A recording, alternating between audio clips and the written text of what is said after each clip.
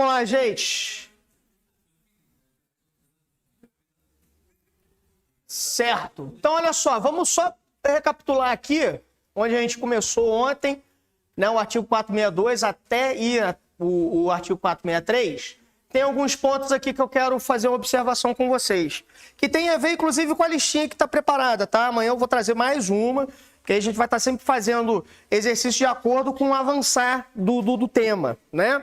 Então, por exemplo, quando a gente pega aqui o caput, né, do 462, a gente vai ler o seguinte: a educação, direito de todos, dever do Estado, da família, né? Então, alguns princípios já ficam estabelecidos exatamente nesse ponto, né? Direito de todos, dever do Estado e da família. Aí, lembro de ter também comentado com vocês sobre o que deveria ser justiça social. O Leandro, como um bom polemista, ele gosta sempre de trazer, né, uma pimenta para as nossas discussões. O Fábio também gosta também um pouquinho, né? Só que o negócio é o seguinte: alguns pontos a gente precisa entender de maneira menos subjetiva e mais objetiva, que é exatamente, ó, será prioritariamente promovida e incentivada pelo município com colaboração da União, do Estado e da sociedade. Porque veja bem o seguinte: o que a lei orgânica ela está prevendo aqui, e que a LDB também prevê, tá? Principalmente nos seus artigos iniciais, é o seguinte: a educação ela não é apenas o aparato escolar. Tá? O aparato escolar é uma das formas da educação se estabelecer, certo? Por isso é que ali vai ser falado, por exemplo, valores culturais, meio ambiente, direitos humanos. Isso tudo vai compor a educação de um jeito que a gente chama de extraclasse, extraescolar, né? Só que a gente precisa ter a dimensão que a parte escolar, de fato, ela precisa ser efetivada por alguma instituição, né? E essa instituição, obviamente, é o poder público. Certo? Então, preponderantemente, prioritariamente, são palavras-chave da gente recordar que o poder público tem que, de fato, tomar conta daquilo, né? Então, é claro que a educação, ela é algo muito mais amplo, ela é algo maior, só que, objetivamente, ela é prerrogativa de uma determinada instituição. Então, por exemplo, no Brasil, pelo fato de sermos um Estado laico, podemos ter escolas confessionais, sim, mas a escola confessional é uma das possibilidades educacionais e não prerrogativa da igreja. E podemos pensar disso das mais variadas instituições, tá? Das filantrópicas e por aí vai, que são, inclusive, instituições que vão cruzar o poder público, tá? Possibilitando a ampliação do acesso à educação, mas não de maneira prioritária, ok? Aí vimos a formação básica, que todos têm direito, por quê? Lembro de ter comentado com vocês aspectos básicos, como, por exemplo, né, sociabilidade, civilização, né, aspectos sociais, né, e a orientação para o trabalho como prática. Ou seja, a escola será o primeiro indício, o primeiro pontapé, para uma possibilidade de habilidade técnica. Ninguém vai para o campo do trabalho sem passar pela escola. Ah, Alex, peraí, você está exagerando, não sei quem não foi para a escola e é um grande trabalhador. Tudo bem, sabemos disso, mas sabemos também que com o avançar do processo educacional, as práticas também são mais elaboradas, né? Então a gente não precisa estar voltando atrás no tempo, correto? Ali, ó, a educação abrange processos formativos que se desenvolvem na vida familiar. Então, assim, a vida familiar, ela, nunca, em hipótese alguma, ela vai ser retirada daqui. Por quê? Porque isso aqui não é um conteúdo ideológico, é um conteúdo objetivo. Todo mundo nasce inserido num contexto familiar, seja ele qual for. É aí que vem o pulo do gato, né? Então, o contexto familiar aqui se dá, não necessariamente é eu ia chamar de conservador, mas não é esse. Mas é o padrão, né? O arquétipo familiar padrão. Família pode ser papai, mamãe, titio, cachorro, como pode ser avô, avó, como pode ser tio, como pode ser primo, como pode ser alguém que tenha, né, constituído aquele ente enquanto membro familiar, tá? Convivência humana, ou seja, a escola não existe, perdão, no Brasil, previsão de ampliar o que aconteceu bastante durante a pandemia. Inclusive tem um ponto que eu vou levantar aqui, né, que a lei orgânica não abrange, mas a LDB abrange, que é a questão da educação à distância, que é o seguinte, que é o homeschooling, né? Então, não existe uma modalidade... Você quer falar alguma coisa? Tá. Eu percebi você levantando o lápis, mas foi só a impressão. Com o homeschooling, de uma modalidade que ela só vai ser prevista de fato, guardada algumas características muito específicas, né? Porque, a priori, né, e a contento, o processo educacional precisa ter o viés coletivo, certo? O trabalho, instituições de ensino e pesquisa, movimentos sociais, organizações da sociedade civil. O que seria essas organizações da sociedade civil? Né? Grupos comunitários, por exemplo, né? Sindicatos, qualquer tipo de organização de bairro, né? E nas manifestações culturais. Já vi cair questão, né, sobre educação, pegando principalmente essa parte finalzinha ali do parágrafo 2º, tá? Então, quem for fazer para a parte de educação, fica atento, fica alerta a esses princípios norteadores ali, tá? A esses processos formativos, certo? Aqui um esqueminha básico que eu acabei colocando, e inclusive tem uma questão aí na prova, inclusive da banca, né, escolhida pela prefeitura, que ela tem um problema, né? Você pode me emprestar a sua folhinha? Não, a folhinha, por favor. Por gente, desculpa te fazer levantar, tá? Que é a questão 5, né? A questão 5, ela tem um problema, tá? Ela tem um problema, e a gente vai ver o problema dela, inclusive, nessa explicação aqui. Depois te devolvo, tá, meu amor? Então, olha só. Aqui a divisão de responsabilidade pela educação no Brasil, né? Essa divisão, ela se dá, é claro, para evitar problemas burocráticos, mas também para criar competência e um aspecto privativo de cada um desses entes de poder. Porque, por exemplo, o Estado, né, a União, no caso, o Estado brasileiro, foi isso que eu quis dizer, ele vai ter limitações para entender as características de cada um de seus municípios. Não tem como. Então, hoje, né, a União, ela tem uma limitação de entendimento de qual seja a realidade de cada um dos municípios, né, que abrange o Estado brasileiro. Então, o que ele pode fazer enquanto atributo na parte educacional? Ficar exatamente com essas prerrogativas aqui. Universidade, 12% de ensino médio e técnico, né? Institutos federais e Cefetes. Isso por quê? Porque isso aqui não vai variar de acordo com uma questão regionalizada. Quando a gente fala de universidade, a gente fala de um ensino que se entende universal. Ou seja, que não importa onde você está, né? Inclusive a própria LDB, tá, gente? Por isso que é muito importante fazer a leitura da LDB concomitantemente com a lei orgânica, porque a LDB, em qualquer lugar do Brasil, ela é a lei base da educação. A lei orgânica, ela vai talvez trazer alguma característica, como, por exemplo, ensino sobre aspectos geográficos de Nova Friburgo, porque o município trabalha com a educação básica, né? A educação. Então, assim, pode vir que algum atributo da nossa lei seja retirada para alguma questão nesse sentido, né? Então, voltando aqui ao assunto, a União, universidade, 12% no ensino médio técnico, porque é uma formação de mão de obra, né, que tende a atender o próprio Estado-nação. No caso do Estado, o ensino médio, né, que significa os 3 últimos anos do ensino básico, e no caso do município, creche e ensino fundamental, que são os 14 anos da educação básica. Então, essas são as atribuições de cada ente federado, do município à União, tá? Eu tinha um ponto a ser levantado aqui, sim.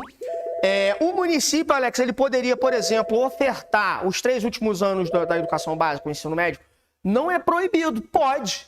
Só que, pô, meu irmão, a conta é básica. Se você não oferece o básico, né, o fundamental com qualidade, para que você vai furar uma atribuição? Pode falar? Pode. Exatamente. O que vai haver aqui é uma previsão de competência, mas não uma proibição de participação, né? Então, assim, é bom a gente lembrar disso. As competências de cada esfera, mas também entender que não é proibido. É claro que vai se dar numa circunstância que seja possível, né? Então, nós vamos ter em alguns municípios, e Friburgo, inclusive, já teve, né, uma autarquia municipal de ensino superior, né, cujo ensino era pago para o seu próprio custeio, mas havia previsão orçamentária municipal de incentivo, que é a antiga FONF, né? Então era educação superior.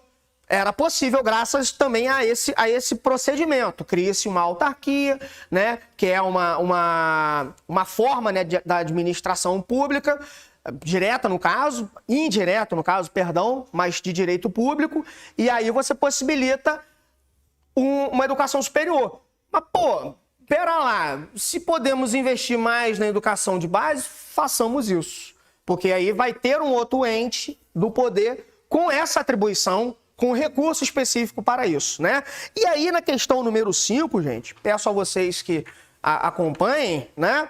Então, aqui, olha só, a LDB, Lei 9.394/96, instituiu alternativas. Letra A, ensino primário, ciclo ginasial do ensino médio, ciclo colegial do ensino médio e ensino superior. Letra B, ensino de primeiro grau, ensino de segundo grau e ensino superior. Letra C, educação básica, que inclui educação infantil, ensino fundamental, o ensino médio e a educação superior. E letra D, educação fundamental, que se constitui da educação infantil e do ensino fundamental. Na letra C, o problema está o ensino superior. Exatamente, né? Então, da banca, né, do próximo concurso. Então, assim, o que eu, fazendo coleta de questão, cheguei à conclusão. Você tem que, se não, porque ela não foi anulada. Né? Ela não foi anulada. Né? Porque nas plataformas que a gente coleta as questões, quando a questão ela foi anulada no certame, há um indicativo. Então, questão anulada. Porque aí o professor, quando ele pode fazer o uso dela, né? Ele não está proibido de fazer o uso de uma questão anulada, mas tem que explicar o porquê que foi anulada, que aí também é um material de aula, né? Ela não foi. E aí eu li, reli, e falei, ué, diabo, essa porra tá errada. Peguei a lei, falei, não, ou eu tô maluco ou a banca tá doida, né? E aí, nos comentários, né, também, não, foi um erro da banca, mas a questão correta, a letra C, foi marcada enquanto correta e Exatamente. Mas tá errado. Exato. Ela tá errada. Gente, vamos lá. Ela tá errada. Mas tá certa. Exato. Exato. Porque, por exemplo, olha só. Isso dá um problema federal. Por quê? O que acontece? Você entra com recurso, fica sob júdice. Pô, meu irmão, dependendo do número de recursos e da quantidade de questões, a bodega do concurso é anulado. Pô, isso cria um inconveniente jurídico, um desgaste energético tremendo. Então, mas tu tá ali na hora da prova, do certame, tu não tem opção, maluco. Então, tu marca aquela menos errada. Oi?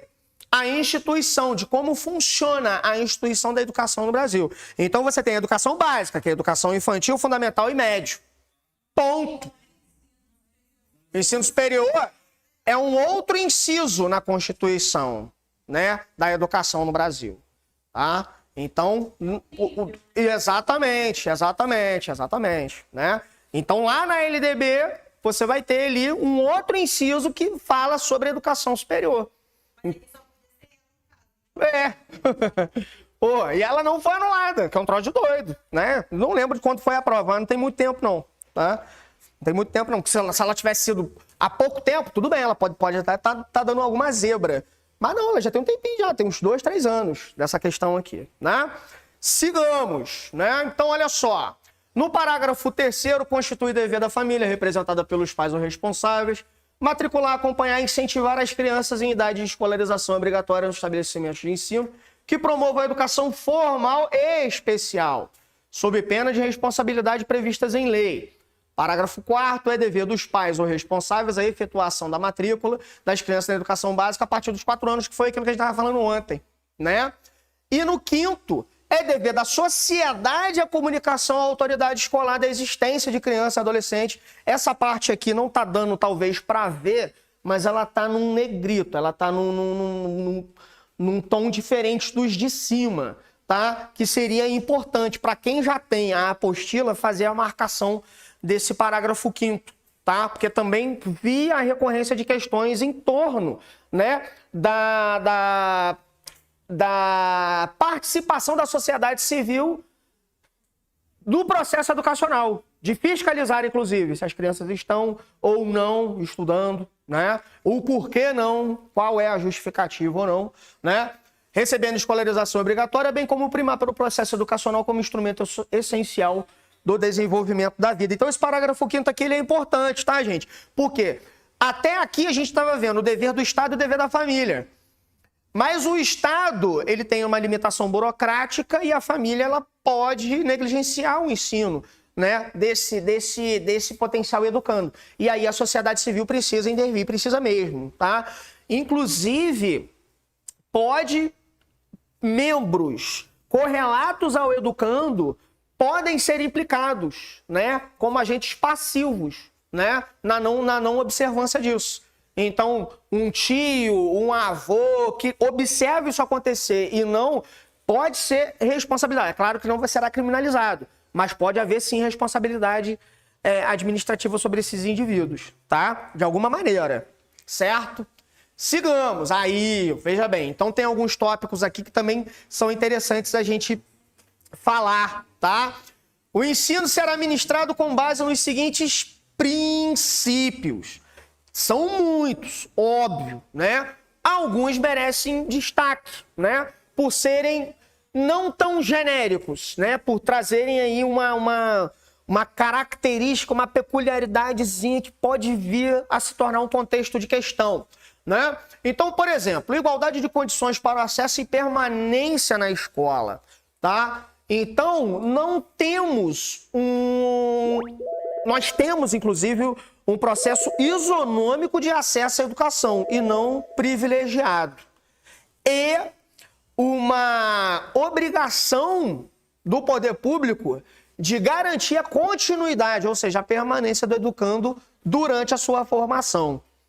Essa garantia é dada como, Alex? Através de vários mecanismos, acompanhamento psicológico, facilitadores, né? Então, para que cada educando, dentro da sua constituição, permaneça no procedimento escolar, né, dentro do procedimento educacional, o poder público precisa observar isso, porque é princípio a permanência, tá? Adoção de medidas e mecanismos capazes de torná-la efetiva, né? Esses mecanismos, então, eu acabei citando aqui de maneira bem, né? Então, condicionantes psicológicos, de mobilidade, né? Depois a gente vai ver aqui, em termos de equipamento escolar, uma das medidas necessárias para a manutenção de um estudante na escola, né? Porque o trânsito do próprio estudante dentro de um equipamento que não comporte a necessidade dele, é um impeditivo do seu próprio processo educacional. Aí é uma merda, né? Tá criando um problema objetivo na vida do indivíduo, né? Liberdade de aprender, ensinar, pesquisar e divulgar o pensamento. Cultura, arte, desporto, saber, vedada qualquer discriminação. Então, veja bem, isso aqui se refere bastante na relação entre 3 elementos aqui fundamentais, né? O estudante, é claro, o educando, o educador e os mecanismos de ensino. São os materiais didáticos, as plataformas e por aí vai. Da relação desses 3, o que nós precisamos observar, né? Uma relação harmoniosa, né, entre esses 3 elementos. Da liberdade do docente em ensinar, ou seja, a famosa liberdade de cátedra. A liberdade do educando de participar, de ser ativo no processo educacional, né? Obviamente que haverá limite. Haverá limite de conhecimento objetivo, né? Mas que nunca seja caçada de maneira antecipada a participação do educando, né? Isso tudo vem através de procedimentos, né? E aí, curtiu essa aula? Então faz o seguinte, deixa agora mesmo o seu like para fazer com que esse vídeo chegue ainda mais longe e ajude ainda mais pessoas. Inscreva-se no canal e ative o sininho. Aproveite também para poder deixar o seu comentário aqui embaixo. Se tiver alguma dúvida, pode deixar também, que a gente vai estar acompanhando tudo. Valeu?